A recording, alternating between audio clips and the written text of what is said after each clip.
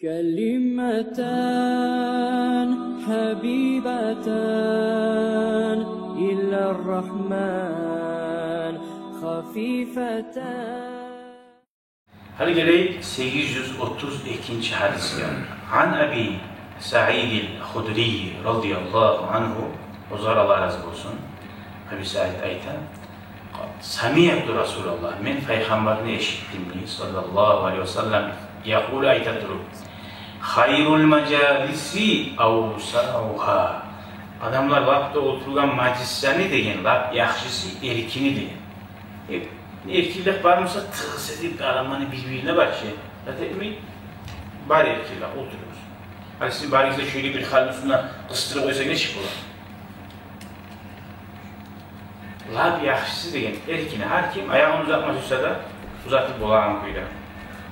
Bir dakika var tayanmazsa tayanıp olağan kuyda. Neşe tulu adamda. Tervenmezse tervenip olağan kuyda. Ne namaz tuğulcu. Namaz az zamandan bitermez adı işte. Majlisler onu uzak oturmadı. Majlisler uzak oturmaya gidiyor. Oturan yere demezse şöyle rahat kullanan kuyda olmuyor.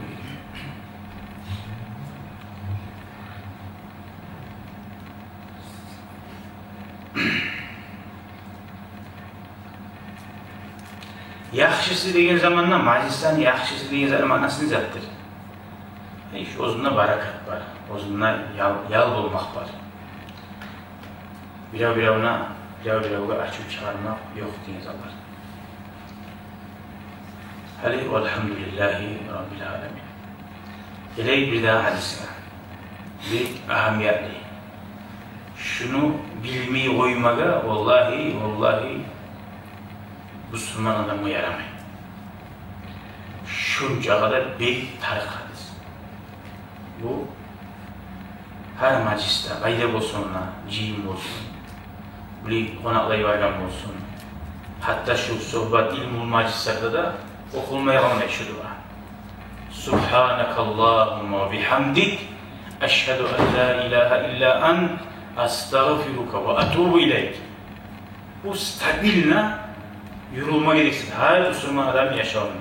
Peygamber sallallahu aleyhi ve sellem bir de oymayı da açsan yere etmiyor da nagah da bulmayı. Kallama bilku azıp başı bir azıp olur dedi. Şunu ayıp o yani izgidi. Neye?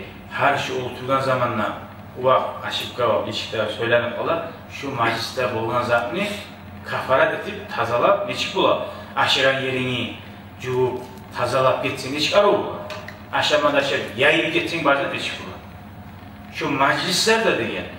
Ya da sen şunla hukunçluk var ya ahiretine. Her oturgan majlisin.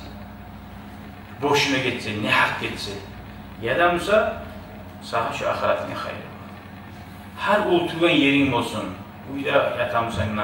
Hatta oturup televizyon uzak kalan seninle. Estağfirullah, estağfirullah, estağfirullah. Subhanakallahumma ve bihamdik. Eşhedü en la ilahe illa ent. Estağfiruka ve etubu ileyk. Bu bir ma'na tabatan etken zamanla şu yerde bolgan zakka bilip bilmeyi bolgan tavba etmeklik. Allah'a maktavut etti. Geçti Allah'tan tilab.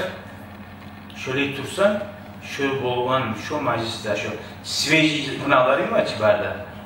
Şu barda kafarat olur degen kaytarap şu kişiye bayralı olmasa. Yine bir yerde biraz boş söyle koydum. Tarafta uzak söyle koydum. Şöyle. Barak hadisi.